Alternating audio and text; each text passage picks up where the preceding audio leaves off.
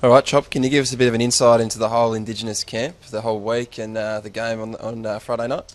Yeah, look, it started last Sunday over in Perth with a welcome to country by the elders of the local Noongar community, so which was a fantastic ceremony. So it brought all of the players together from all of the 18 clubs, and just gave the players an opportunity to meet, and it really set the scene for what became a fantastic week for them.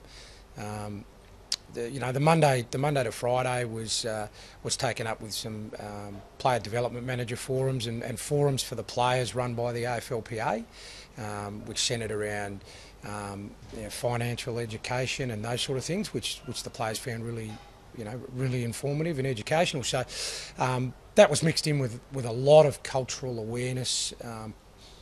Education workshops as well, which was brilliant for everyone involved. So on the Tuesday, the entire squad jumped on a couple of buses and went to Rottnest Island, which was an amazing experience because it gave them an opportunity to have a look at the history of Rottnest Island, and it's got a fairly dark history, really, in so much as it was used as a jail for a lot of the local Aboriginal mobs over there.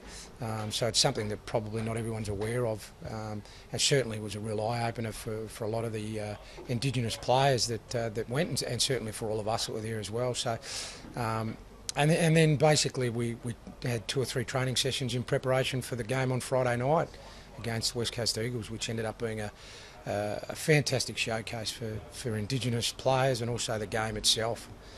I think we had 11,500 people at Leederville Oval, so it was just a sensational moment for all the boys that played. Certainly for me, it was a chance to gain a much stronger awareness of the cultural issues that surround our Indigenous boys, and it's certainly the more educated we all are, the better we can coach them, and better we can work with them. So that was great, and it's difficult to bring a whole group of players from 18 clubs together and develop a game plan and all that sort of stuff. But it's still a really good experience for myself and the players that were involved. And we had 4 of our boys play and 1 extra in the squad. Can you tell us how they went? Yeah, look, Jared Harbrow was named vice captain of the team, which was a great honour for him. It was a real vote of confidence from his peers. He was outstanding. He's probably our second best player behind our captain Sean Burgoyne. He played inside midfield, played a little bit forward, rested forward a bit too. Just fantastic. His ability to be able to win ball in tight, and his evasiveness. It was really hard for him to lay a hand on him. So he did a terrific job. Jack Martin was another one who played extremely well. He played everywhere, to be honest. He was inside mid, he played wing, he played half forward, and he covered for us at half back for a little bit too. So just did some really special things, Jack. We know he's only a young player, but showed some really promising signs.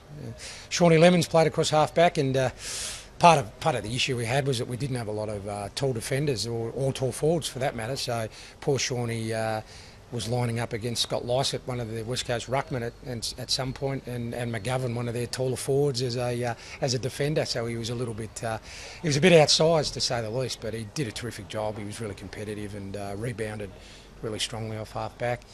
And finally, young Jared Garlett, so one of our first round draft picks from last year's draft, had an opportunity to play as well, and some of his chase down tackles and pressure was really pleasing for us, because he came with big raps on his defensive pressure, and he showed glimpses of that, and and also he's an exciting young player, and he's got some real talent. So it was a really good opportunity for him to play, get a taste of what senior footy may look like, in the weeks ahead when the AFL season starts.